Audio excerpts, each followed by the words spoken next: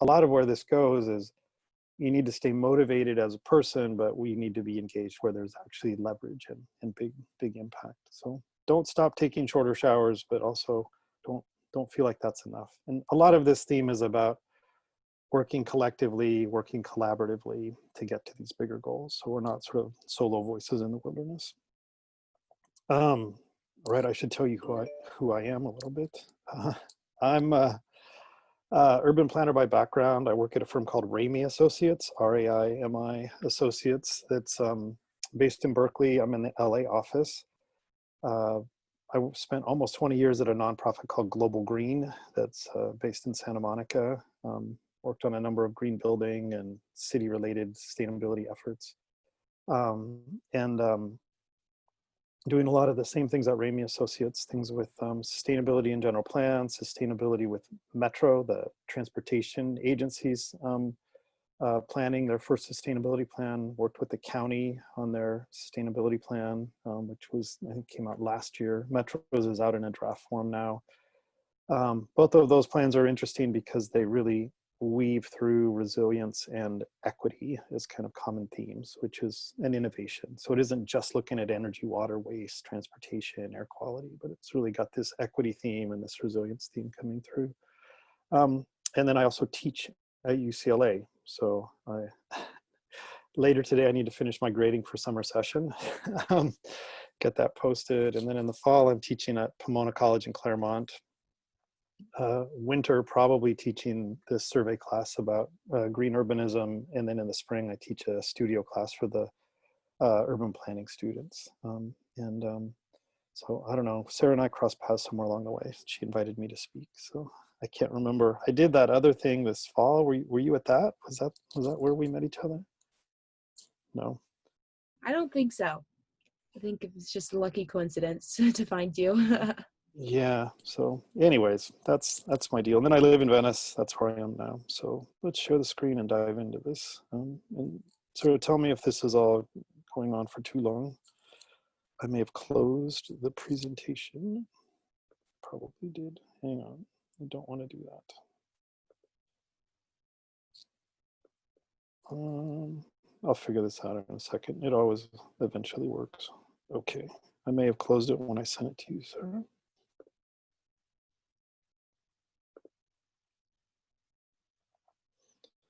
Okay, back to Zoom.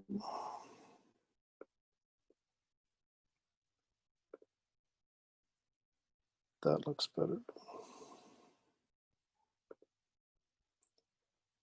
Okay, view slideshow. All right, how's it look? Great, we can all see it. Excellent. Okay, so here's kind of the fundamental question. I can already tell I'm gonna have a little bit of a challenge. Maybe I can just make it look good. I kind of want to see a few of you guys. All right, you get too many pictures and you can't read your slides. So here's sort of this question: who's supposed to do all this stuff? And we kind of get a sense that it's us, but we only have limited agency. So I think this is helpful to say, at least in the United States, we have this setup where we do have the private sector that is doing things, innovating on solar panels and looking at biodigesters, making electric cars, making electric buses. We rely on the private sector to do a lot of innovation and invest in innovation. So we think we need to see them as partners. We need to understand they're profit driven and they have shareholders and they need to make money. So some of the challenges, figure out how to do well by doing good, making profit by also doing things that help the environment. And we have a large public sector, that's cities, counties, state, federal government, and provide a whole range of services and establish and enforce a lot of regulations. And then thirdly, in the United States, we have a good bundle of civil society organizations, whether it's LA Works or NRDC, Environmental Defense, Greenpeace, Friends of the Earth, Sierra Club, Heal the Bay, Treat People, Climate Resolve, I could just keep going. And there's nonprofit organizations in environment across all of these topics, air, water, waste, mobility, land use, but also, in affordable housing, social equity, economic development. And this is something that's a bit unique to us, the United States, that we have such a big nonprofit sector. In a lot of the rest of the world, many of the things that nonprofits do would be done by the government. But, we end up asking that those things, end up being done by nonprofits, which does mean, as there's a number of younger people here, like, you can have a professional nonprofit career, like it's a professionalized industry. Whereas in some other places it's seen as sort of more volunteer, or, something you do in your spare time. So the thing that emerged from discussions about sustainability is the understanding that these three sectors all need to work together to get stuff done. And, and sometimes, the civil society organizations need to say, government, like, you're not pushing hard enough. That's a weak piece of legislation and we're going to oppose it. And that has happened, like environmental groups have opposed climate legislation because they thought it was too weak, or the civil society organizations need to keep corporations in check and say, we're going to file a lawsuit because you're not compliant or you're, violating something. They can also work together to figure out a path forward for something like climate action and, staying within 2 degrees. That's kind of the hope, is that there can be a collaboration with, government and industry and nonprofits.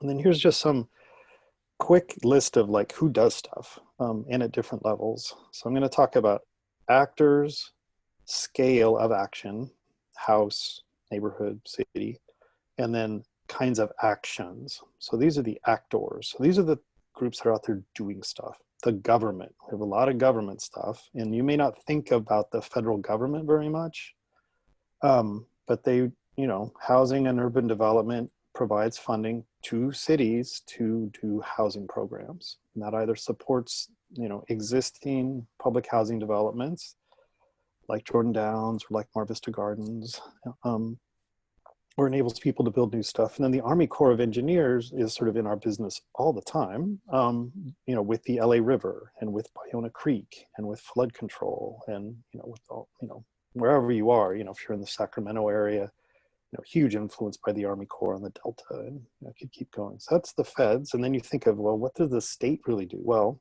if you go down to the beach, you're going to be at like Santa Monica State Beach, Leo Carrillo, Will Rogers. Those are state beaches. So immediately, like, you're touching the state parks almost like very often. Much of Santa Monica Mountains is in some state or federal parks thing. But then Caltrans has huge influence over our mobility.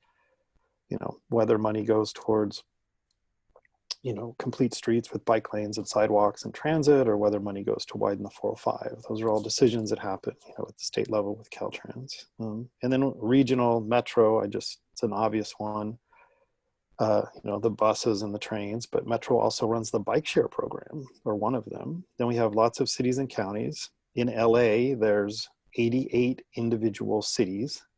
And then there's, in LA County, there's 88 individual cities, all making their own decisions about, a number of things, land use particularly, what gets built where. And then there's other government entities that actually own land and have a lot of influence, like school districts. So if you want to, is that Dara or Becca? Who is whom? Sorry, I'm a teacher. Excellent. Okay. Well, yeah. So, school districts, of course, teachers do a super important role and do a lot of things, but schools also own land. So when you're trying to look at places to plant trees and put stormwater, or, install solar energy, you look at that land and say, okay, how can we create a rationale for a school district to want to be part of this?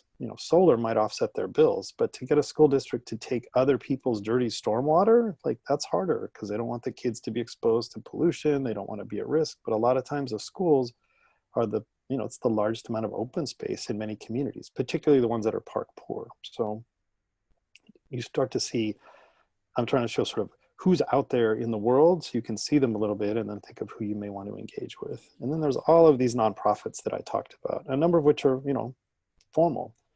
Natural Resources Defense Council, Heal the Bay, Coalition for Clean Air. In housing, there's Bridge Housing and there's Mercy Housing, there's Abode Communities. These are all developers of affordable housing that are nonprofits. There's plenty of groups doing community gardens, but there's also the Food Policy Council, LA County Bicycle Coalition, Bus Riders Union. So these are groups that are kind of advocating for, specific issues, but in a formal, kind of organized nonprofit model. Nonprofit just means you can't distribute profits to your shareholders because you don't have any. So it doesn't mean that you have to underpay your employees and have like funky, crappy facilities. You can be a highly professionalized, high capacity nonprofit and just have to play by the financial rules. And there are certainly plenty of them out there. Enterprise Community Partners is one that I've worked with a bunch, and they touch on housing and community development and sort of, economic issues, and a lot, again, with economic and racial disparity. All right. Then there's stuff that we volunteer to do. So these are kind of organizations that are sort of there, but they may not be incorporated, but, people still do a lot through churches, and they'll do things through their neighborhoods, like let's clean up that alley. There can be sort of informal structures that run a community garden that don't mean that they've incorporated as a 501c3. Parents get together and do safe routes to school. I think this stuff is some of the coolest because it's really like ground up based on a need or an opportunity, and everybody's just opting in. You're not an employee or something, you're just saying that's the thing I want to do. I think this is an important level of action, and it really just often takes somebody saying like, there's a thing that needs to get done, why don't I ask some other people if they care about it too. So it's really about somebody being motivated and taking a step to try to reach out instead of trying to do it all on their own. And then just a reminder, the private sector does a lot of stuff for us, and we, rely on them to build housing. So most of the housing that's being built in our city is being built by private real estate developers who have had to, aggregate money and get building permits and put themselves and their money and other people's money at risk during the 3 to 5 year time frame it takes to build an apartment building. There are people who build infrastructure, whether it's the bike share system or the electric vehicle chargers that are out there, or toll roads. But there's certainly, and then, the utilities are building transportation infrastructure. And then it's quite interesting, this thing on food that I've talked about for years, where I've said like, who's in charge of the food system? And then, with COVID, we're like, well, apparently nobody, it's just up to the grocery stores. So almost everything else is regulated: delivery of water, delivery of energy, conveyance of sewage, transportation. There's some government entity. In the food world, there's nobody. It's just, the Department of Agriculture will verify that things are safe, but they're not responsible. Nobody's really in charge of making sure that there's food at the grocery store. So, when we saw shortages of toilet paper and flour and whatever else, that's just the market speaking, and there wasn't really a government agency to intervene in that sector. So if we had a different conversation about resilience and vulnerabilities and fragility, I think we'd be talking about the fragility of the food system. But it's definitely an area of concern. Okay, on to motivation. Why do we bother doing stuff? So we'll respond because there's a crisis. We're like, oh shit, something bad is happening. There's a fire, there's a flood, there's an earthquake, there's a pandemic. We also respond when there's a problem, like, homelessness. Okay, that's a problem. That's unacceptable. So we have to think about, strategies to deal with it. I'd say sort of COVID has maybe moved from like crisis to dilemma, like we maybe have the crisis under control. I don't know. But there's also like, now how do we go back to school, and how do we open up campuses, and how do we, operate kind of as a society while maintaining social distancing? Making money motivates a lot of people, and many government programs are trying to kind of jigger the system so there's a profit motive in there, so that you can get the private sector to make investments and do, research and design, or pilot things and do prototypes. We're motivated by increase in status. So you'll be like, I'll get a prize or a badge or a college degree or a scholarship or a promotion. So like we like that. Some things get done out of altruism because we just care, or we do a lot of things because we're scared. Like that's a huge motivator, which kind of comes back to the crisis. And then, of course, there's love, which if you go deep in this thing, that's where a lot of the actual most authentic and most lasting action happens. So I was listening to an interview with John Lewis a couple days ago, the congressperson and civil rights advocate. And, and he was like, those marches were, love in action, and those sort of sit-ins were love in action. And he goes, that was what was driving us, was sort of an optimistic idea of humanity being able to operate on a different set of principles. And, and he even talked about sort of, loving the policeman and the, racist who's coming at you with their, their baton, and just saying, all these conditions brought you here, but that doesn't mean I'm going to demonize you. So, this of course, can come as like for your significant other, your family, but it can be for your neighborhood. And, there is this sort of like, what is it? Is it the sort of agape version? There's like, the Greeks have like 8 forms of love. So this is this one that's sort of your collective love for the, the world, or, humankind. So I think it's good to kind of bring that into the conversation. So it isn't just like technical problem solving, but to think about our motivation. This little formula kind of breaks down how much change we can affect. So again, it's great to hear everybody talk about what they're doing, trying to affect change, or maybe keep things from getting worse. But this little formula is quite helpful, I think. So change is, a function of your motivation. You're all motivated because you're here on like a Saturday morning. And then there's your ability to act. So many of you are taking, individual actions. That's good.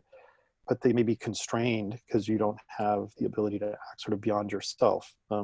Some people struggle to even get their roommates to recycle, and then there's time. So, how much time do you have to invest in these things, or how much time is there to affect change?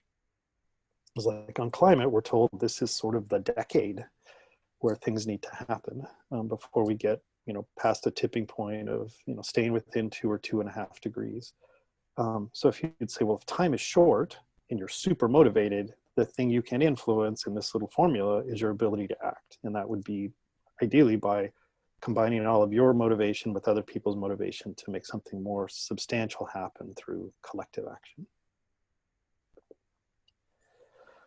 Just this one slide talks about the scales, which is sort of the size.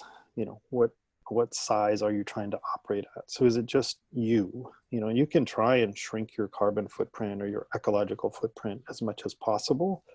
It's probably good.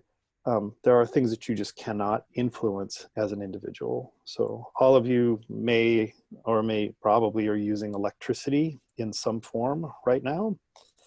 You don't have influence over how renewable that electricity is. Like, that stuff gets decided at the state level.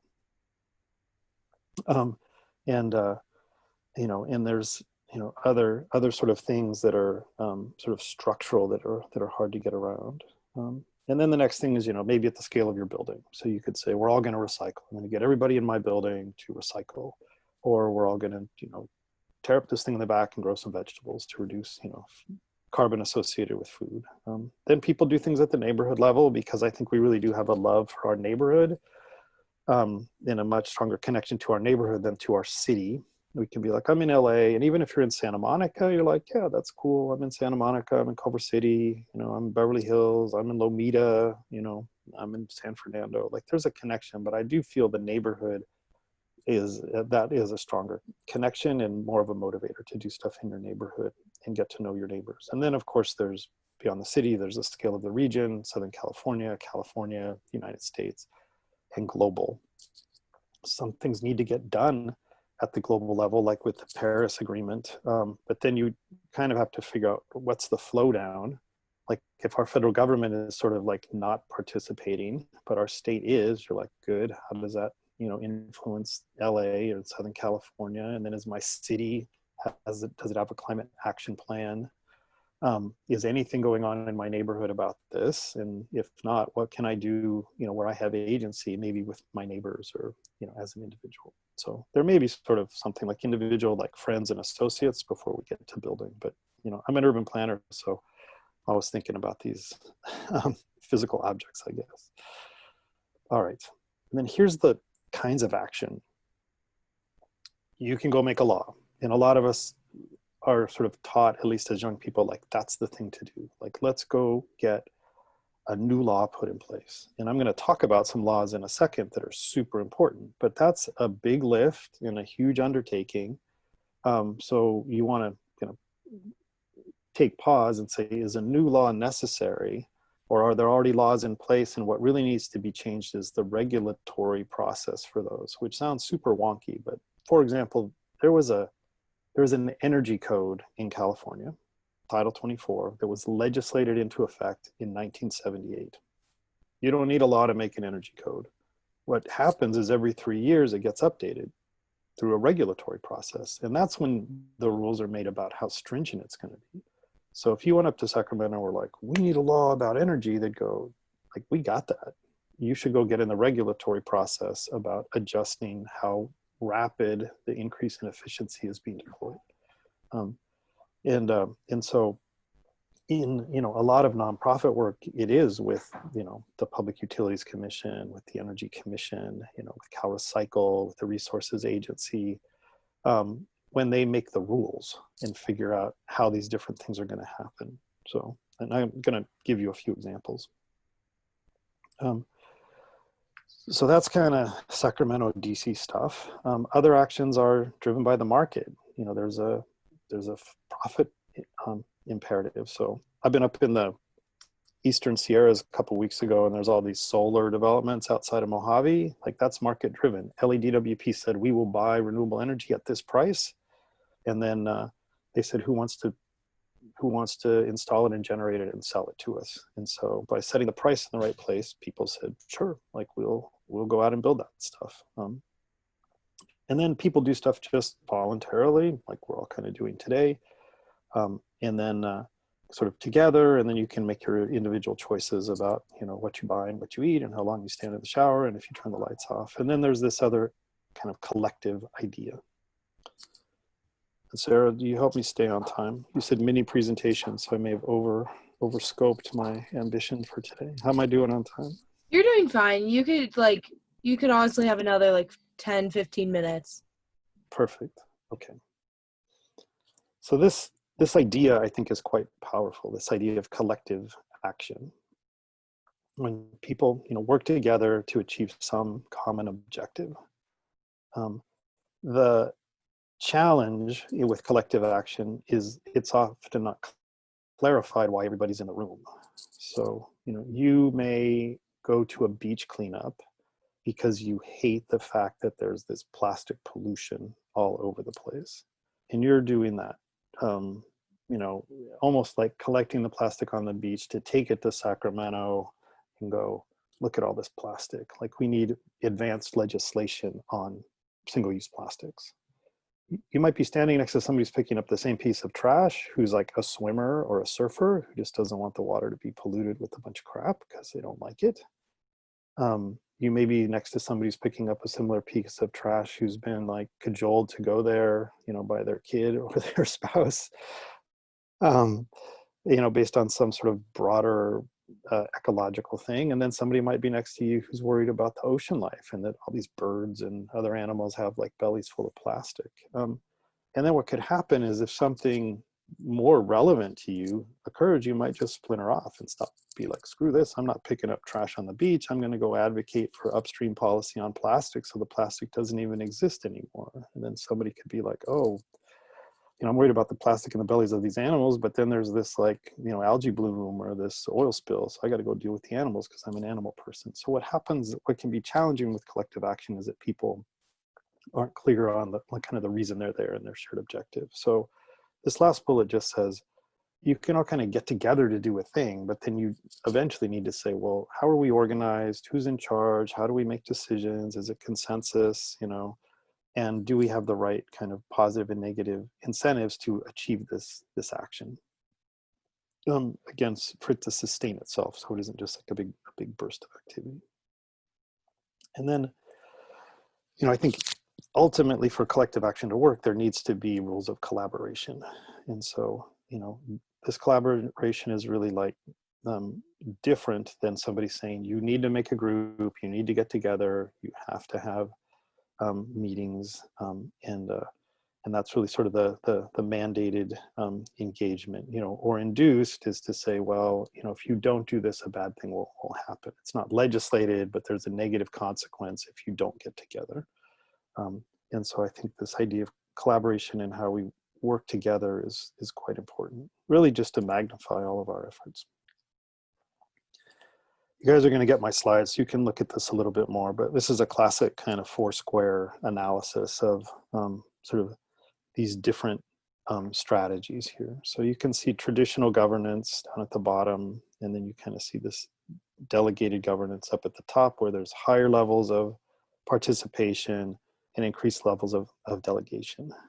So you're trying to create enough structure to still let people kind of engage to the degree that they want to. That's top right. Bottom left, is something that's sort of rigidly defined, has rules about elections and processes and procedures. So my argument is that many of our traditional governance models are too bureaucratic, too procedural, and too focused on singular issues to deal with the complexity of the issues and the diversity of perspectives that are needed to handle today's problems. So we need, some other type of governance, which may be some of these other models. So you guys can look at this afterwards, but just to think about how are things organized, and are they organized to address the problems of today, or were they organized to address the problems of yesterday?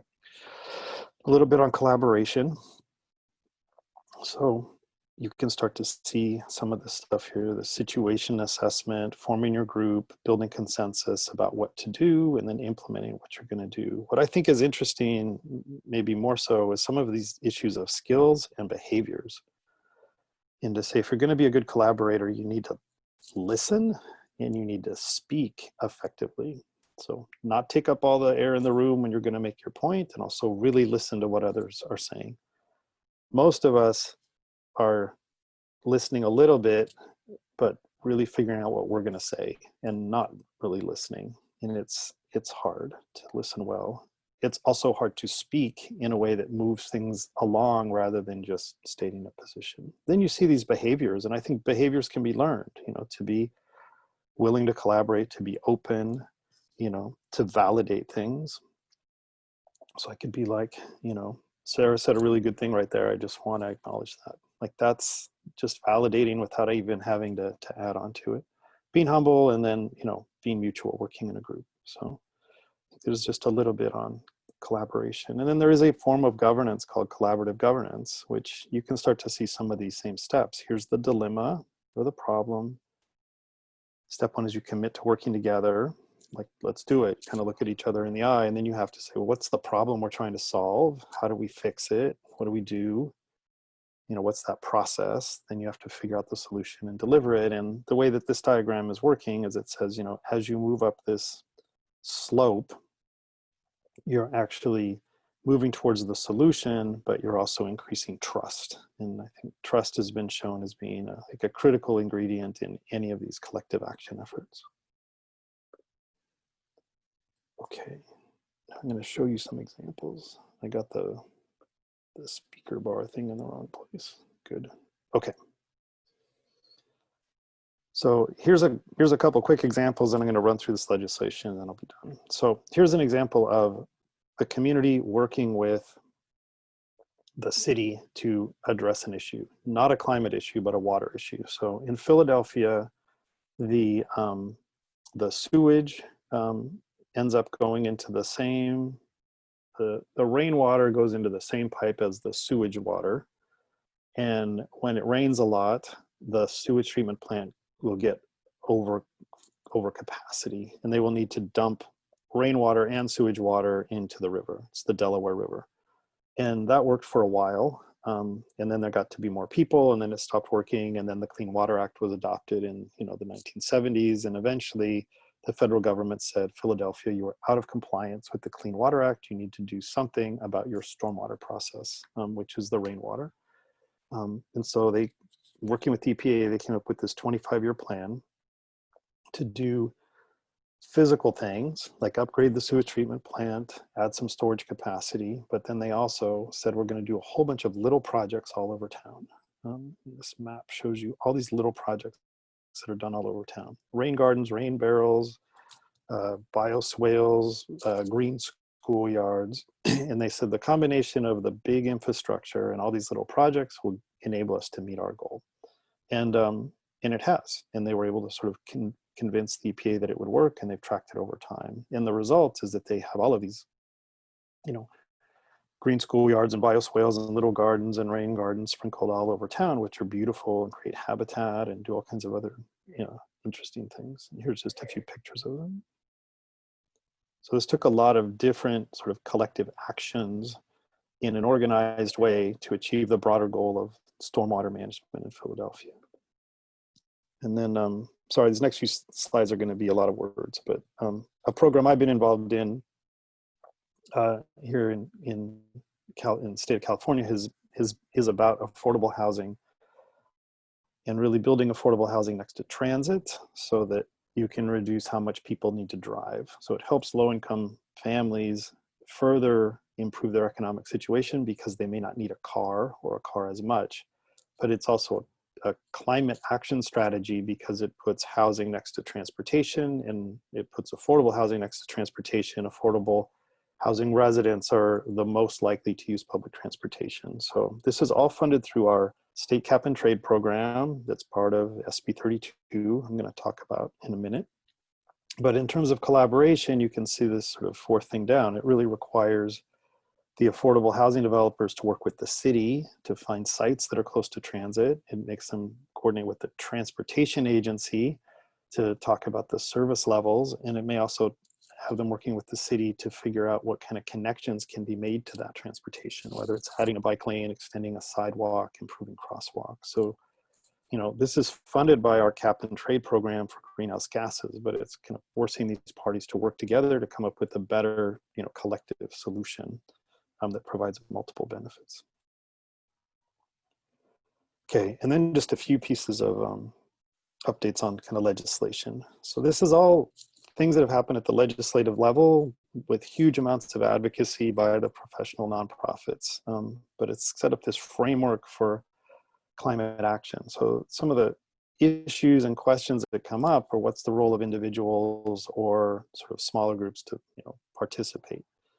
You know, is working at this high level also disconnecting us from the ability to affect change? So SB 32 is kind of the, I don't know, the grandmother of all of this climate legislation. And it's actually the step after AB 32 from 2006. So SB 32 asked for a 40% reduction in greenhouse gas emissions from 1990 levels by 2030 and an 80% reduction from 1990 levels by 2050. And then it has some regulatory things that the state can do.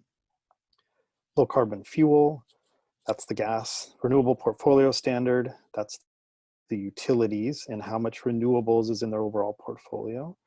The energy efficiency standards through Title 24, like I talked about. And then some financial tools or kind of market incentives that like the affordable housing, sustainable communities program or urban greening grants. And then there's this cap and trade market that supports a number of those financial tools. So they said we can regulate a lot of it, but then we need a financial mechanism to get to the final portion. And we're going to use that financial mechanism to generate some money to be sort of a catalyst or seed money for some of these innovative ideas like affordable housing, sustainable communities.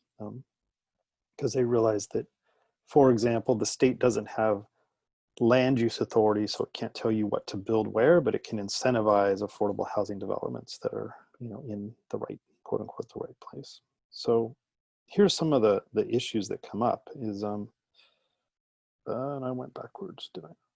Yes, okay.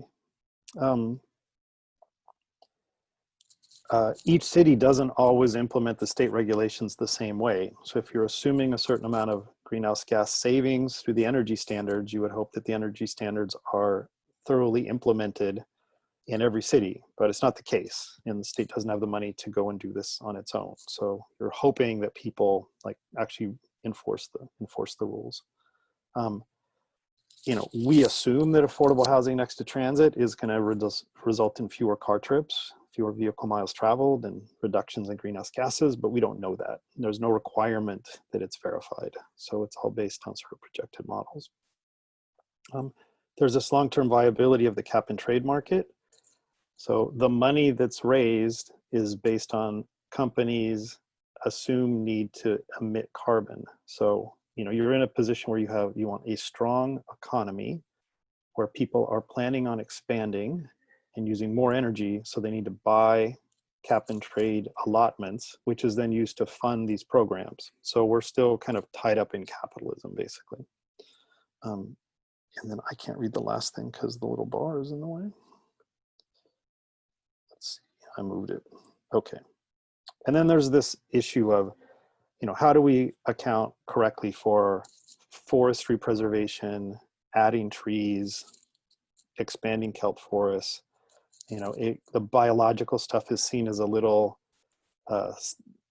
hard to quantify predictably, so we get pushed in towards sort of mechanized solutions like, you know, more renewable energy through solar panels, building energy efficiency through like more efficient air conditioners. But I think we want the biology part to stay in there. Jerry Brown upped the game with this executive order where he said, we don't want to just get to 80% reduction by 2050. I want us to be carbon neutral by 2045. And you can jump down to the bottom bullet. So, you know, 0 is hard, 100% is hard. So, you know, people look at this and they're like, cool idea, but how do you actually get to carbon neutral? And you can think of like, oh, well, many houses have gas hot water heaters and gas stoves. Those burn hydrocarbons. Do we have to get rid of all of those by 2045? You know, we have a lot of cars that are already out there, you know, that are using gas and diesel. Will they all be gone by 2045? Now, if you could only buy electric cars starting tomorrow, maybe, but every year that we keep selling gas cars, it means there's more likelihood that they'll be out there in 2045. We don't know how quickly electric vehicles will be adopted. And, you know, and then there's all sorts of infrastructure investment that needs to be made for people to electrify their homes, upgrade their electrical panels, switch out appliances. You know, it's unclear if the market is really going to support that. So it's a cool goal, but there are challenges getting there. The next one here is SB 100. Kevin De Leon was behind this. Kevin is going to be a city council person in LA. Maybe he already is. I think the person that he's replacing, I think he's replacing Jose Huizar, who's been kind of, I don't know what you call it. Anyway, asked to no longer participate in the council because of some like funny business with some real estate projects. So anyway, Kevin De Leon has been a big advocate for climate related stuff. This one really says that all the electricity needs to be renewable or carbon free. So there's a definition of terms in here. Renewable, we know that that's solar and wind, and carbon free could be biomethane. Carbon free theoretically could be nuclear. So there's some definition of terms, but there's also just some functional concerns in there that you know, most of the renewable energy from solar gets made when the sun is out. So we have all of this need to be able to store it somewhere and in some way, batteries, but there's other ways. So who's investing in the storage concurrent with the investment in the renewable energy? And then the utility grid is an old industrial age thing that wasn't really designed to move energy both directions. So there's a lot of upgrades that need to be made to the grid so that you can put in energy as well as take it out. And the question, of course, is who's going to pay for that? Is it the ratepayers, or is it PG&E, you know, itself, and reduce returns to its shareholders, or should the state be assisting with that? So these are just some functional things. And a couple of people talked about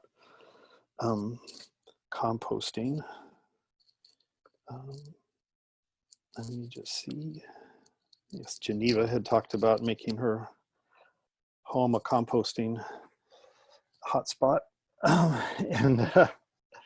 And so this piece of legislation, this short-lived climate pollutants, it's a long term for what's really going on, but there are several short, you know, carbon dioxide is resilient in the atmosphere 100 and something years, maybe 150. Methane lasts about 20. So when you kind of correlate it to carbon or carbon dioxide, methane is about 80 times worse from a climate change perspective, or 80 times more effective at trapping heat. And there's other ones, there's oxides of nitrogen and oxides of sulfur and some aerosols, but the main one that kind of comes up with the short-lived climate pollutants is methane. And methane gets produced by anaerobic digestion of organic, so things basically with a C or a carbon in them, you know, which can be paper, wood, plants, but also, you know, like you know, manure from cows, chicken poop, our poop, all of that can produce methane. And our food waste. So if you put food waste in the trash, it can go to the landfill, get buried, there's no oxygen, anaerobic digestion, methane gets emitted, goes up in the atmosphere. So this law says we need to send less organic waste to the landfill, which could be all those things I talked about. Much of the discussion has been about food waste diversion. And this is a really good one to kind of think about who's supposed to do what. So if you're going to divert your food waste, you know, like right now you've got some overly mushy avocado or some lettuce that, you know, went bad. What are you going to do with it? Like, are you going to throw it in the trash? That's what most people are going to do. If you live in a single family house or you have a green bin, you could throw it in the green bin. That's actually okay because it goes with all the landscaping yard waste. But if you don't have, you know, a green bin, or you're not like a composting, you know, maniac and have your own little compost pile somewhere on your balcony or your worm digester, you're probably going to put it in the trash. So then you'd say, well, then the city needs to give everybody a green bin, or every building a green bin. So then I think if you're in Santa Monica, they give you a bucket, a cute bucket, a pail with nice graphics that you can put on your sink, and you put all the carrot peelings and stuff in there. And then ideally at your building, there's a bin that you, and maybe on the floor of your building, but maybe just downstairs, a place that you dump it into, and somebody picks that up, probably the garbage collection company, whether it's the city or, you know, waste management or Athens or Recology or whoever does it. Now they got a bunch of organic waste in these little trash bins, then they've got to take it somewhere. You know, who's supposed to build that infrastructure? Are they supposed to build the industrial composting facility, or are they supposed to build the biodigester? Probably, if they want to still be a waste company. Where should those be? Like, should we have a composting facility in every city park? Should we have a biodigester, you know, at every school? I don't know. But right now, all that stuff goes out to, you know, Imperial County and gets composted in industrial facilities. And a few people have biodigesters, like Ralph's Food for Less has one for all of their waste that they generate. There may well be something at UCLA, I don't know. And there's probably a market opportunity in there, but it's unclear if it's to take the organic waste off the hands of the trash companies, or if it's to make methane that could be biomethane that might be a renewable fuel and sell it, or is it to actually make fertilizer that you sell? And it's complicated, and every one of those things is regulated a different way, and it makes a very complicated landscape. And so this law has put up these like super aggressive goals: 75% reduction of organic waste from 2014 by 2025.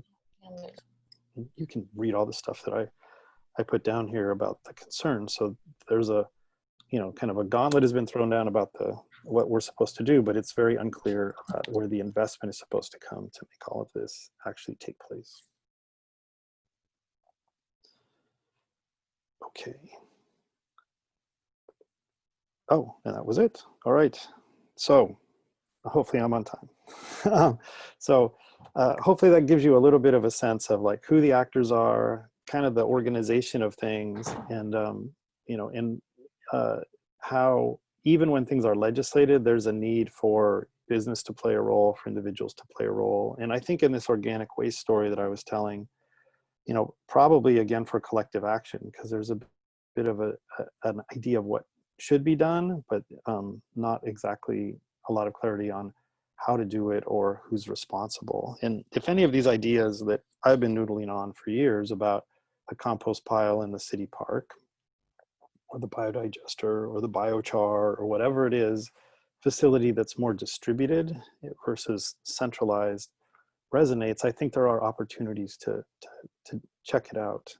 I do know that there are other examples of sort of neighborhood scale composting, like at community gardens. You know, I know Brooklyn Botanical Gardens has one. A friend of mine lives in Boston, and at her community garden, you can bring your compostables and drop them off. So, you know, I think it could give us all another opportunity to do something that's beneficial to the environment, in addition to taking shorter showers, driving less, riding our bikes, you know, doing recycling that actually connects us to these biological processes.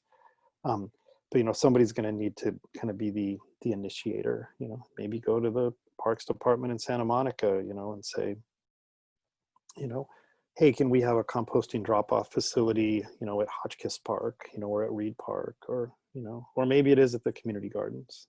But to start to work at that neighborhood scale where I think we're a little more connected, and rather assuming it'll all be taken care of by industry.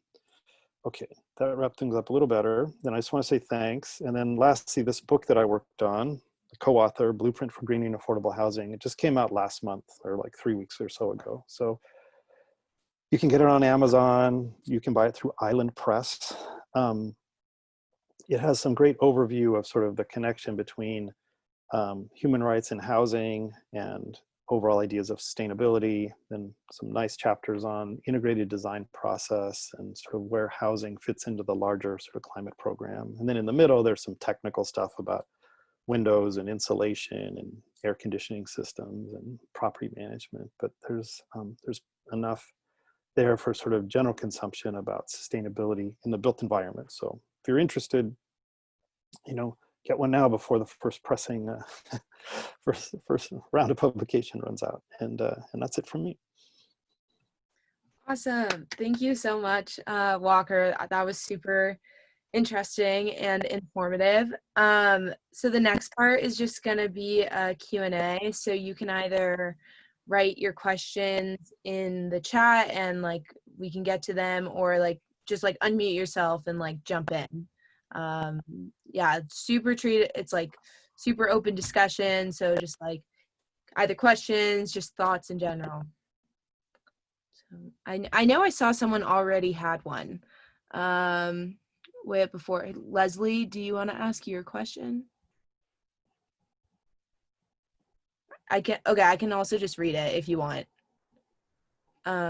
Okay, so she said, as an urban planner, where do you stand on changing/adapting CEQA? Oh, CEQA, yes. California Environmental Quality Act. So, so a little just background. So California Environmental Quality Act, CEQA, you know, was developed and adopted in the 70s, kind of concurrent with, and maybe even a little bit before, the National Environmental Policy Act, NEPA. And part of what NEPA did was set up the EPA. I think probably what happened in California, some of that infrastructure for environmental action got set up in what's now sort of our conservation agency. CEQA, the issues people have with CEQA may not be so much about the way that the analysis is done. So it says any project that requires a discretionary action. So like the city council has to say yes or no. It's just not meeting the basic codes. Needs to go through some evaluation of impacts on the environment, which will be, you know, is it changing land use? Is it impacting endangered species? Is it altering waterways? You know, are people being put at risk because we're close to earthquake faults? And I could keep going, but all of that's really good to do the background. And then there's an effort to mitigate impacts by not building next to the earthquake fault, or building, you know, stronger, reducing energy use and water use, and, you know, all of these things. So it's supposed to lead to the identification of mitigation measures that eliminate the environmental concerns, which when it works right, and things kind of go back and forth, like problem, fix it, problem, fix it, it works well. The issue, of course, is it can just be like an analytical document that finds problems, and core assumptions of the project don't change, and then it gets, you know, approved anyway because people see an economic imperative. So if it's not actually affecting design changes, it's not being effective. I think the main reason people want to reform CEQA is it's used as a way to stop projects. So anybody can file a lawsuit to say that the environmental impact report was done incorrectly, which can just be like a stall tactic to grind projects into the dust. And it's certainly been used to, stop projects that have been homeless shelters, affordable housing, other community beneficial projects. And so over the years, there have been a number of sort of CEQA, exemptions for certain project types. So that's a little bit of the technical part. Here's the big picture part. California Environmental Quality Act is looking for problems. Here's a project. What are all the problems with that project? So I feel like it kind of has a negative point of departure and a narrow sense of opportunity. It's not set up to take a sustainability standpoint and go, what are all of the opportunities that are out there for synergy and concurrent problem solving and co-benefits? And so that's where I think the CEQA process is fine, but it needs to be married with this sort of bigger picture, longer term, optimistic perspective about sustainability and where we're going. Lastly, CEQA historically has just looked at existing conditions on the ground and hasn't tried to project forward. So because of climate change, some of that has shifted, that we've been asked to factor in the likely changes from climate change. And then CEQA has become, this is again Environmental Quality Act, better about looking at social issues like environmental justice and equity, and not just looking strictly at the environment. But I still think CEQA has a way to go in that analysis process to really get into some of these issues about equity. All right, that was a hard question. Others? What else is in the chat?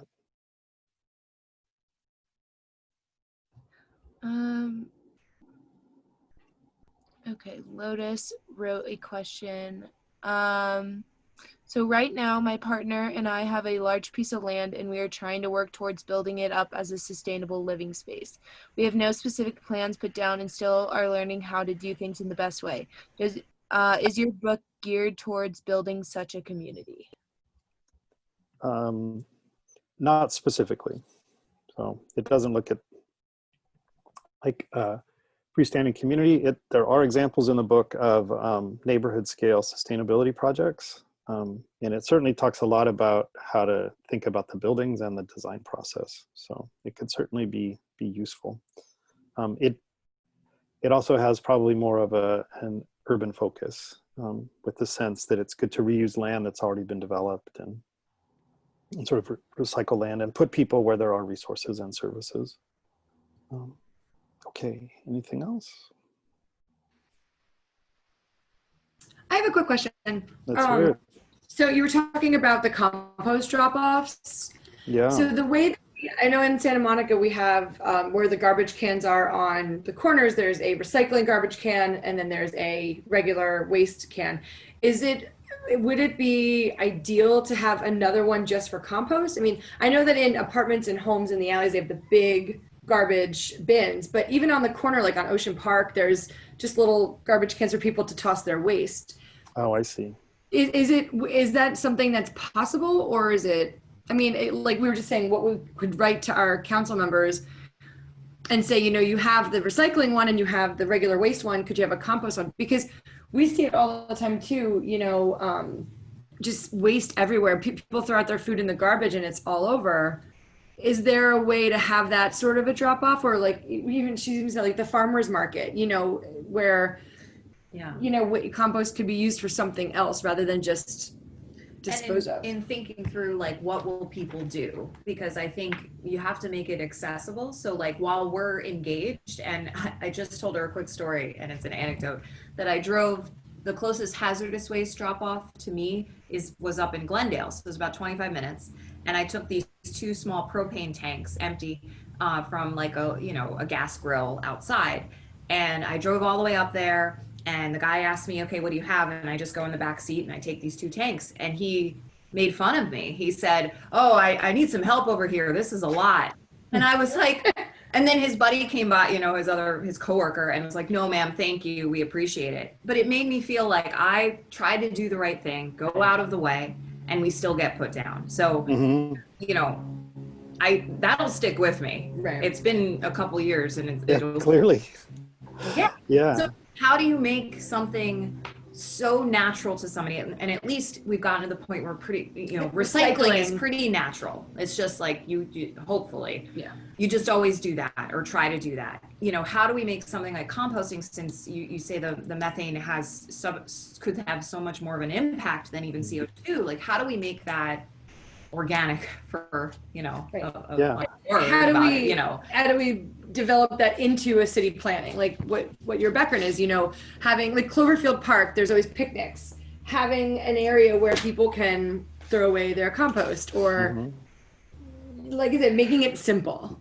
Do you have any suggestions or recommendations? Or Well, I think the two of you just had a lot of good suggestions or recommendations. So, I mean, I think the farmer's market that's a beautiful little cycle. Like, if you could drop off your, food waste at the farmer's market, and it could be taken away and to a place where people have space to do compost. And then, maybe at some point, if you wanted some compost back to put in, if you have a garden or you have a balcony, then, then that could work too. And but you're also taking it to a place where there are farmers who have land to do this stuff. That makes a lot of sense. And you're already in the kind of like food waste, soil mindset, that seems, and you also, I think, have a community that would be responsible and only put in like uncontaminated waste. So, now if you want to look at like Ocean Park in Main Street and having another bin for compostables, probably a disastrous idea, because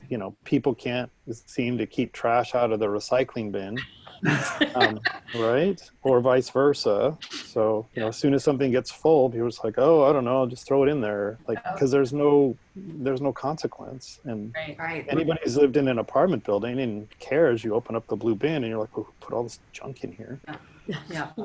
So a big issue with the organics is for it to stay clean, for it to be uncontaminated.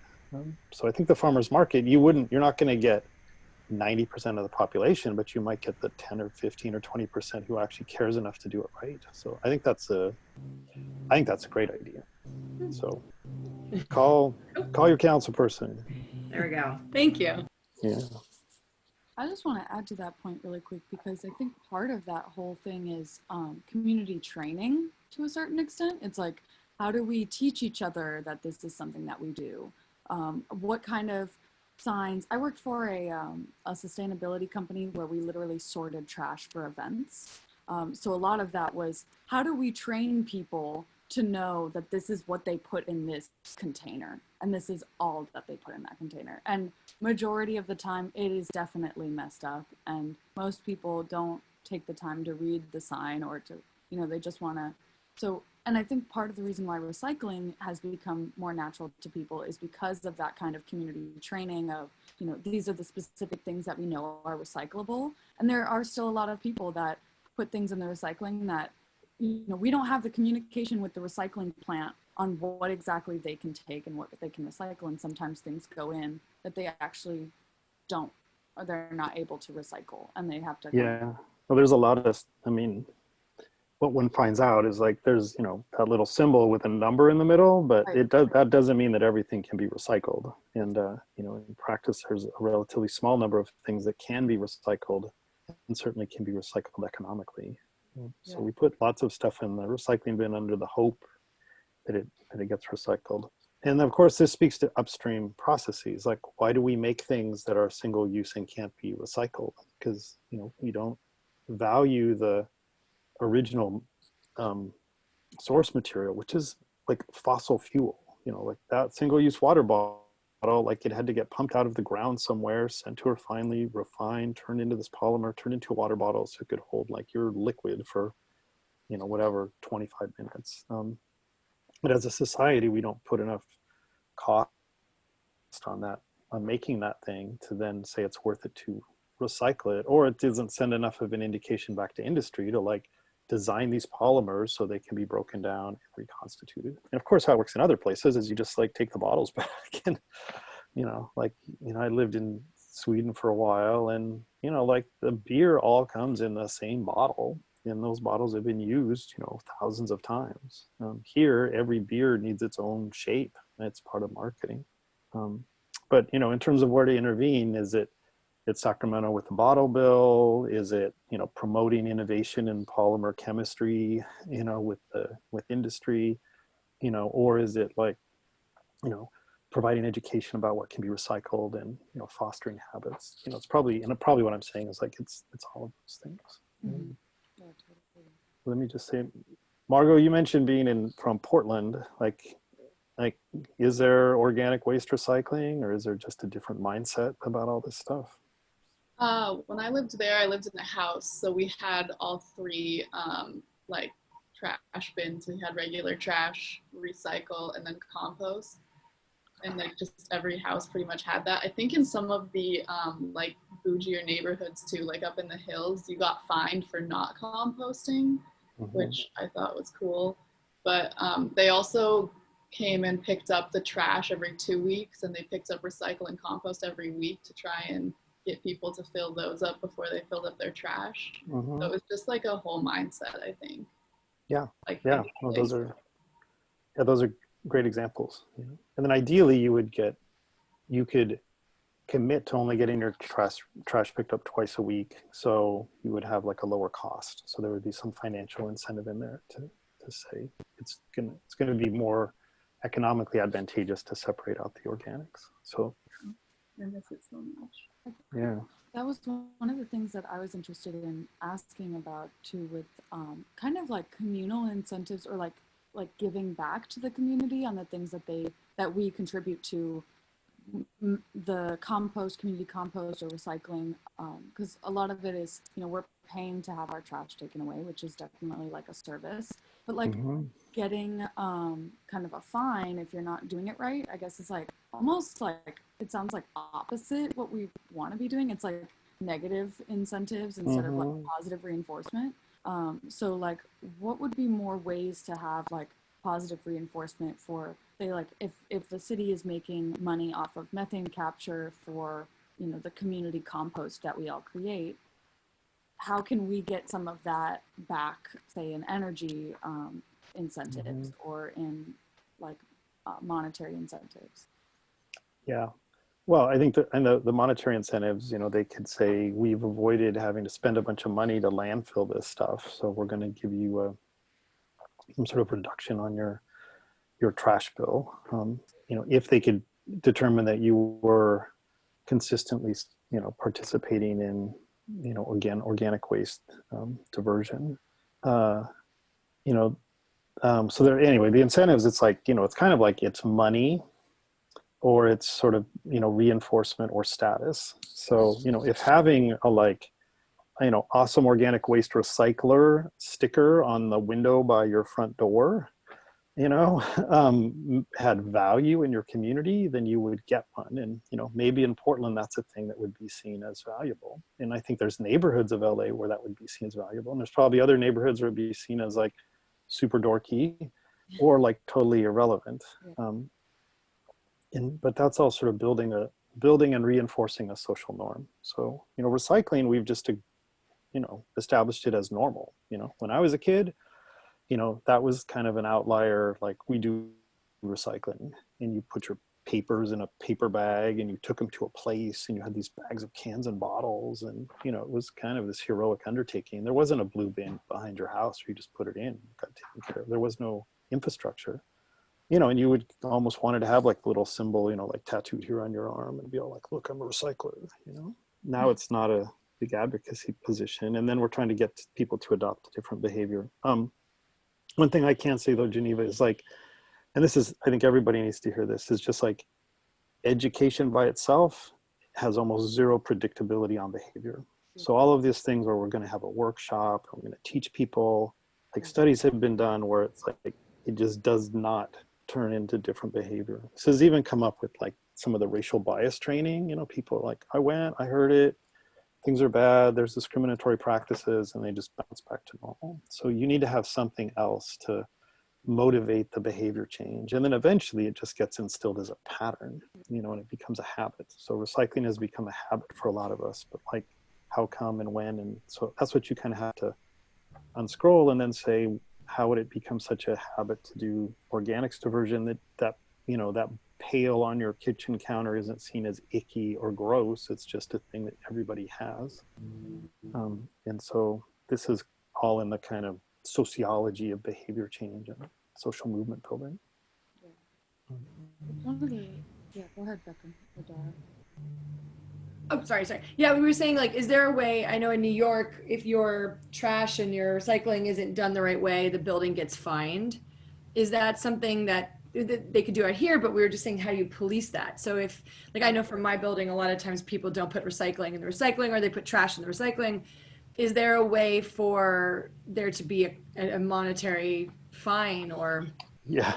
I mean, is that possible? Yeah, no, I mean, I'm smiling because I'm like, you know, of course there could, you know, there could be enforcement and there could be a fine. And, you know, because I mean, they open up the lid and they could just be like, oh, you know, it's contaminated, you know, like, you know, fine. Yeah. You know, I was free associating with, you know, the defund the police. So I'm like, you know, what other forms of enforcement would we like to have that we don't, and what enforcement do we have? So we have all this sort of public safety enforcement that we're not always completely happy with the way it's done. And then there's other things like water conservation, recycling, and organic waste diversion.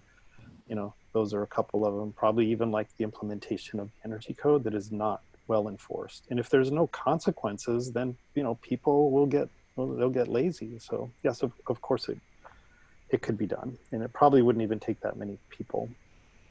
Right. And, you know, I think a little bit like we've heard with COVID, like it doesn't take much enforcement to get proliferated in social media to change behavior. So, you know, it took like one surfer getting a ticket, and then like nobody was in the water, you know. So, and I was like, that didn't even need to be a true story. They just had to make up some hypothetical story of a surfer getting a ticket, and, you know, people weren't in the water. And then I watched it creep back. Like then a week went by, 2 weeks went by, and everybody's back in the water, and then you had to close it down again. But so I think there's certainly ways with communication to, you know, sort of reinforce the correct behavior and, you know, call out people who are, you know, kind of breaking the rules. You know, one thing that happened during the drought is LA Department of Water and Power, you know, published the addresses of like the most egregious offenders, you know, and some of them were like embarrassed. And it's like, well, you should be, you know, they're saying you shouldn't be publishing that. It's like, it's a freaking drought. Like you're using, you know, 20 times the water of a regular household, you know, but that was seen as some violation of privacy. I'm like, we're collectively using the Colorado River, you know, who says just because you can afford it, you know, you should have the right to that much water. Okay, other questions or comments? I kind of have things to extend that what we were just talking about, because I was bringing up like positive reinforcement rather than the negative reinforcement kind of situation. So if we had like, I mean, I think public shaming is especially for large corporations, a great way to get the word out about like who is offending, and like, you know, maybe the market incentive of people following that group or like, you know, contributing to that group could decrease if we had more public shaming of bad behavior. Mm-hmm. But then I think if there's good corporations, you want them to feel like it mattered. So right. This is a known thing in relationships, you know, like what is it, 5 to 1? You need like 5 positive reinforcements to 1 negative one, you know, if you want a healthy, you know, whatever romantic or other relationship. So, which is something we wouldn't necessarily think about, to go like, you know, hey, thanks Corporation X for, you know, using more recycled content in your, you know, products, or having better labor standards. Like we kind of feel like we cajole them into it, and then we're done, and we're going to keep pushing. So, you know. And if we could call more people in on the positive incentives or positive reinforcements of like, if we could get energy back, or a, you know, in monetary incentive, or some sort of like positive contribution to somebody's life for, you know, taking statistics of their own contribution to the public waste programs or something like that. Yeah, you know, Geneva, I also feel like we're always thirsty for some evidence of our actions making a difference. So, you know, if you dropped off your organic waste and then you went to the park, you know, a park, and it said, you know, using organic fertilizer partly derived from, you know, the organic waste contributed by citizens of Santa Monica or Los Angeles. Like you see the nexus, the connection, and you feel like your contribution mattered. So, you know, this is a challenge with a lot of those policies I talked about, is it can take so long for something to happen. So some of the first round of those affordable housing sustainable communities projects are done and people are moving into them. But, you know, we're on round 6 because it just takes a while to get the money together, to do the design, to build the building, to get people moving in. So I think any of this sort of evidence of action is really important. That's why I kind of think the drop off your compost at the community garden, you know, is pretty genius, because it could almost like immediately be put into action. And then ideally, you know, if you do and you're on some mailing list or whatever, you know, you get an email from the community garden people are like, you know, we just happen to have an unbelievable amount of zucchini right now. If any of you compost depositors would like some, like come and pick it up. Or, you know, because we all know anybody who's had a garden is like, you get way too much stuff at one time, because like plants, that's how they survive. They just, you know, thousands of seeds. And so, but I mean, then there's a way that there's kind of a relationship, I think, in the connection. I feel like that with companies too. Like if you, whenever you see something in an advertisement that says, you know, this is made of recycled material, or, you know, this is made of whatever, you're like, oh, I want to buy that because it's more sustainable, or, you know, water bottles that are, and so maybe for PR for these companies or for advertising, that's something that could work to their benefit to maybe increase profits. So then, you know, everybody wins. Yeah, yeah, I think so. Yeah. Yeah, so back to kind of what motivates people, you know, status, recognition, you know, making money. I have something to ask the group for feedback or, you know, their opinion. I mean, I really like the big ideas about environmental sustainability and all the plans. But on the smaller scale, like when I go to a restaurant and I'm gonna buy packet food, I first ask them, what kind of packaging do you use? And if they use foam, I say, I'm sorry, I don't take foam because it's really bad for the environment. Do you have something else? And sometimes I will go ahead and say, you know, I think foam, you know, with a more sustainable packaging. And a lot of these people, they are very agreeable and friendly. And sometimes you do get some employees that's not very knowledgeable, and they insist that other people are doing it as well and things like that. And I have not gone through the process of doing a policing social media, condemning. I have not gone to that extent, but I have thought about all these things. If we all stand together and refuse to buy from people who use destructive, you know, packaging, then it will by itself, they will phase it out. So I haven't really done anything forward other than doing it myself. I like to know what you guys think about, you know, that whole thing.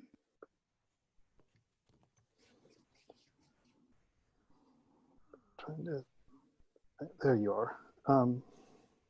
Well, I think, you know, we could kind of workshop this and say, well, how would you take your action beyond yourself in that context? So, you know, you speaking to an employee at the restaurant is a good start. They may not have any power to affect change.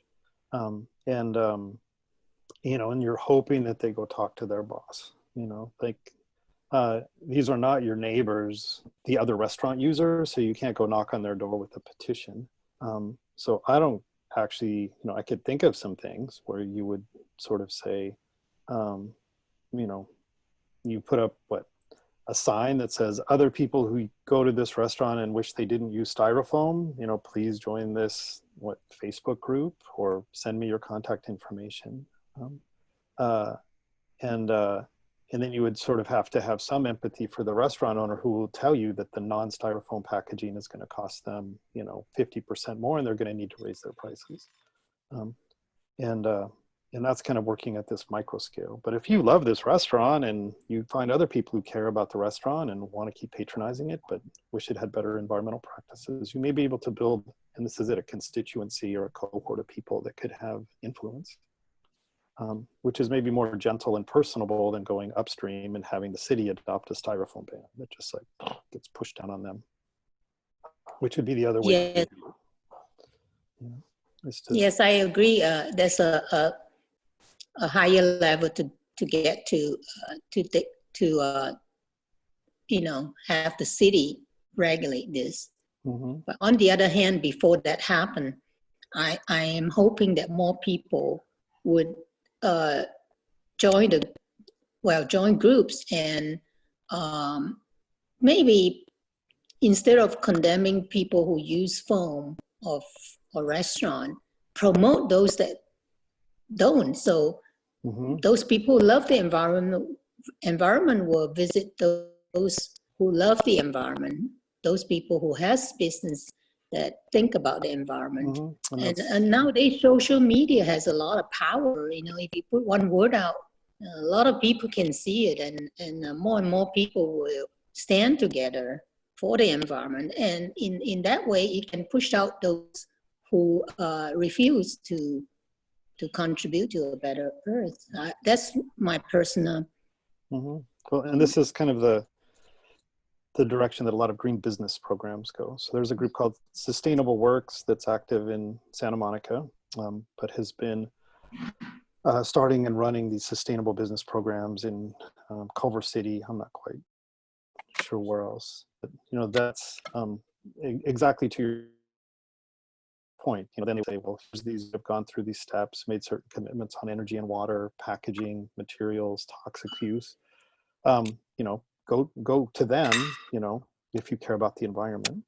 Yeah. And hopefully if you do, you would say, you know, I'm here partly because you're a sustainable business. Like, you have the things I need or I want, but I also chose you over this other place, you know, so then they know that it's worth it and it matters. Yeah. Yeah, I think that's a very good thing to do. One thing I don't have is I find that it takes a lot of energy and time to really put all this together. And so, yeah, maybe, you know, just attaching myself to environment group like that does things like that, which can also be used in my local area. And I introduce people to that will help me cut down my energy and time just working alone, trying to convince people to only support business that support the environment. Yeah. Thank you. Thank you. All right, Sarah, looked like you wanted to move on to the next part. Yeah, guys, that was a great like Q&A and like discussion. There are like kind of two parts of this, and like the second part is the advocacy section, even though we've honestly like basically been doing that already throughout this discussion. But I'm going to share my screen just to expand in a little more detail about what we've been doing. We have about 25 minutes left since we're supposed to end at 1:55 today. So I'm going to share my screen. Okay, can everyone see this? Yes. Okay, great. So basically Walker was going into it a lot already, but what we want to do is talk about reaching out in your community, and maybe ask about how they are trying to reduce their carbon footprint, which is basically like going green, like however everything we've been talking about so far. And then in addition, maybe like proposing ideas of how they can go green. So the first part is like where you want to do it or who. So it could be like what level in your community do you want to do it? It could be where you work, like whether you're at a large company or kind of a smaller local business.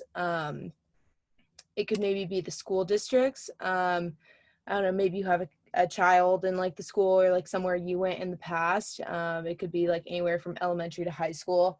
I think something I thought about earlier is when we were talking about like the recycling with the numbers. I remember when I was in like elementary school, we did a whole thing about like which ones to recycle and stuff. So maybe like something in the future is like showing them what to compost or something like that, and like maybe going to the school board and telling them like they could implement this into like the classroom. And maybe it's more individual, like Walker said, there's this very like collectiveness in your neighborhood or maybe with friends. And then you could even go into like the city government, the state government, federal government. That's obviously a bit more broad. But that's definitely the first step, trying to figure out who you want to talk to and like make a change first.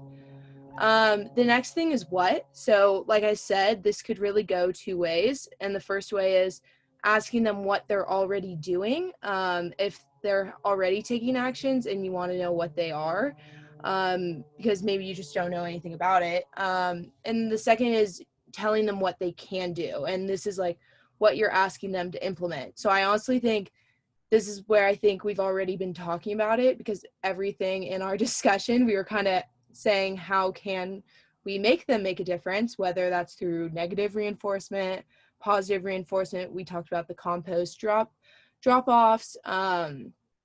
Maybe it's like reducing paper usage and going more digital, or maybe it's asking your neighborhood to advocate for certain legislation or regulations, or maybe against, like Walker said, some are just weak and they shouldn't pass. The next thing I wanted to go over is like kind of what do you want to say in more detail, like whether you're like writing it or you're going to them, just like start off like it's like this is something really important to me, and I value like being associated with something that also values like climate change, or like advocating against climate change. And I was curious about what actions you're taking to be more green. And I'd also like to propose some ideas on how we could take action together in the right direction. The next thing is just how, like you have to decide, do you want to email, like maybe write a letter to your elected official, which we did in one of the previous sessions? Do you want to like write a letter, call them, maybe go out in person, like Lotus was saying, like going to certain restaurants, and like reach out to who you deem appropriate, whether it's like the city mayor or like the school board or the principal for a school, your supervisor in a workplace, or maybe like I know some big companies even have sustainability sectors, which is obviously the most ideal, but not always possible. So I think what we want to do is maybe break for about 10 minutes or so you guys can just decide like who this could just be like a first idea, have a few ideas, like who do you want to reach out to first, and what do you want to ask them to do. I think those are the two main things. I know I went through that kind of fast, so are there any questions about that? Just blurt them out. I can't see the chat right now, unfortunately. So if there are, just someone could tell me. No. Is it more preferable to have up my slides? I'll share the link, and I also earlier put in Walker's link to his slides, which have a lot of information on how to act and who to reach out to. So I'll put this link in right now. Okay, so yeah, we'll come back at 12:45. Also, sorry, one last thing. Feel free to like, it doesn't have to be silent. Like just if you want to throw an idea out there, totally fine.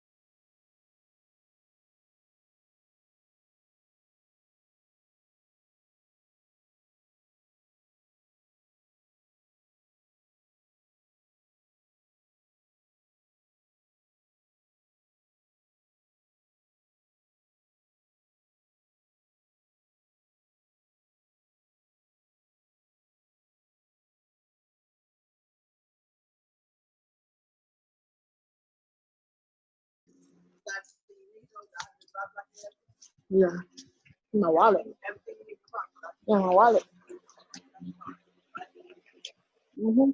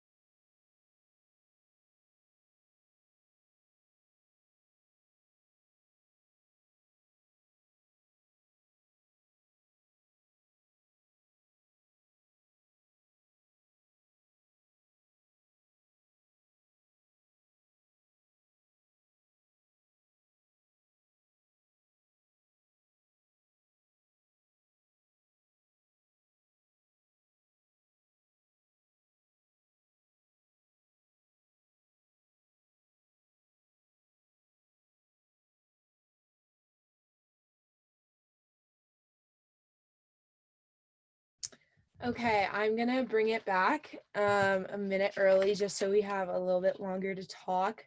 So gather your thoughts, I guess. Does anyone want to share what they came up with?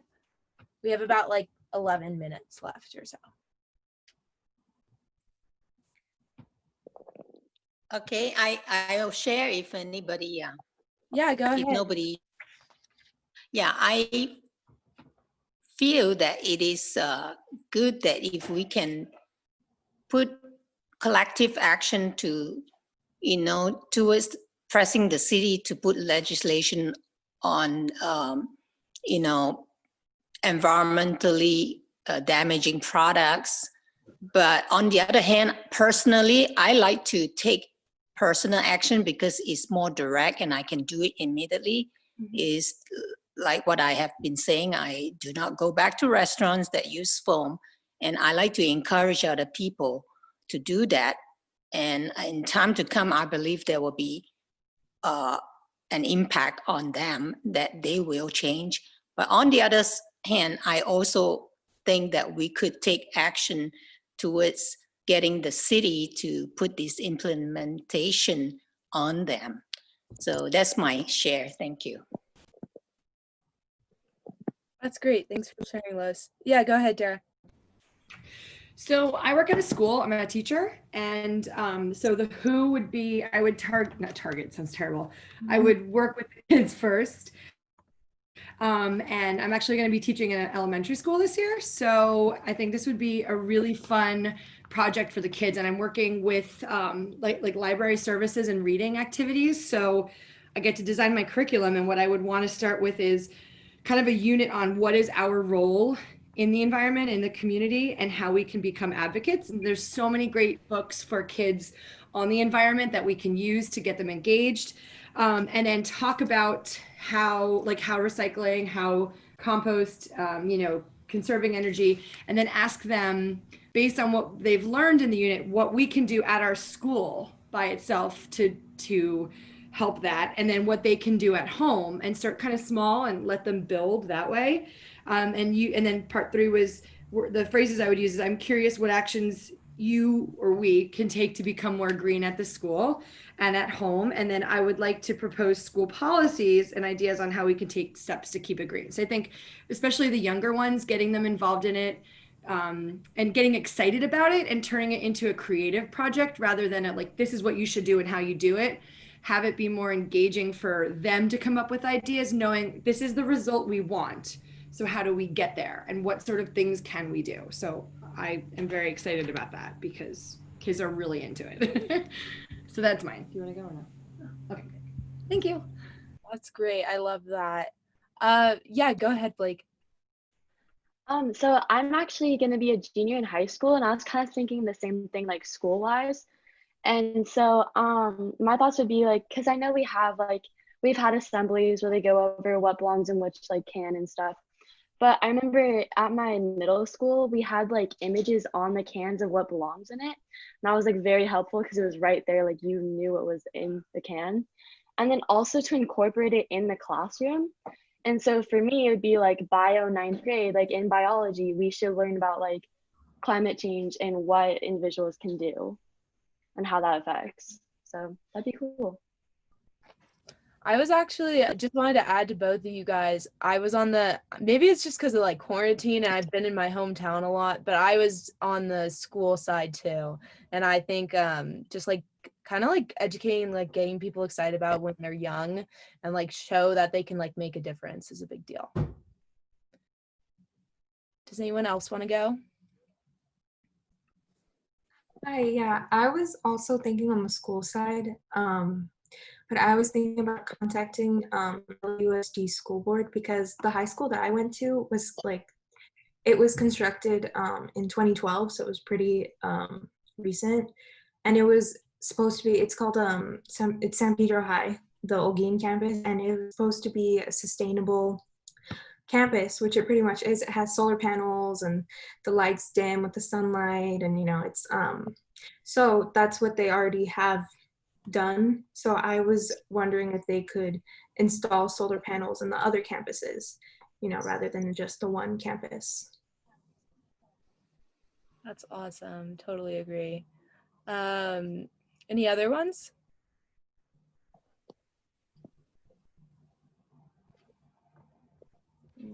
I was just gonna ask to like expand for the group to maybe expand more upon like the things that what kind of renewables we would want to see in our schools, and like what those would look like or how we could help incentivize schools to get more renewable energy sources and things like that.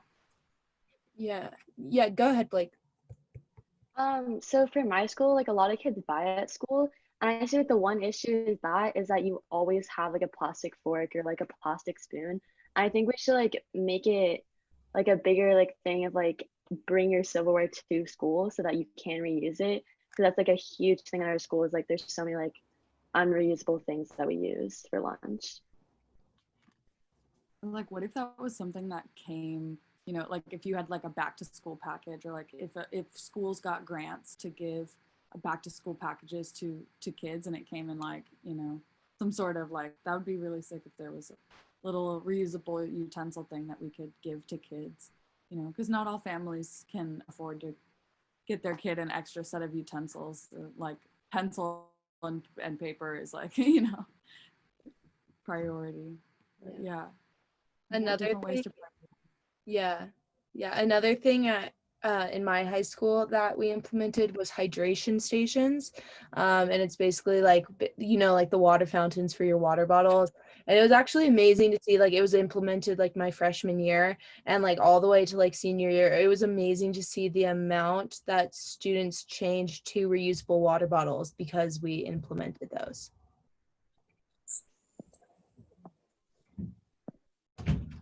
Yeah, go ahead, Diana.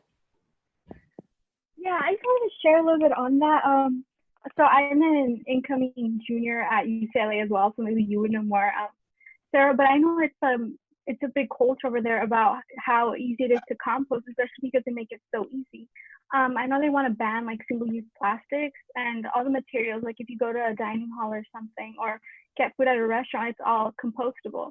So I think if we took that and we were able to translate it into like different campuses, but I'm not sure how easily accessible it is to have compost everywhere, especially like after everything we talked about, like having to go to specific places. But I think it's definitely like something that's plausible and can actually happen. So I think maybe like switching to the different materials might be a good place to start. Definitely. Does anyone want to add anything? I think it's really like, I have actually something I wanted to say about renewable energy, solar panels. Before, I didn't have any clue. And I always thought that they are a better way out. But now that I'm involved in some, projects and also involved in life of people who live in this sustainable and seeing how these renewable solar panels are being used and how the difficulty and the non-sustainability of battery that is involved. I'm having second thoughts. We are having second thought about solar panel right now, and I don't have an answer. They don't have an answer. We've been going through batteries, and it costs a lot, and it's really bad for the environment too. And it doesn't really last that well. And that's part of, the whole process of using solar panels. So right now, I'm still not sure whether solar panel is really the answer, seriously. So I don't know. I still need to find out. And if you have any comment.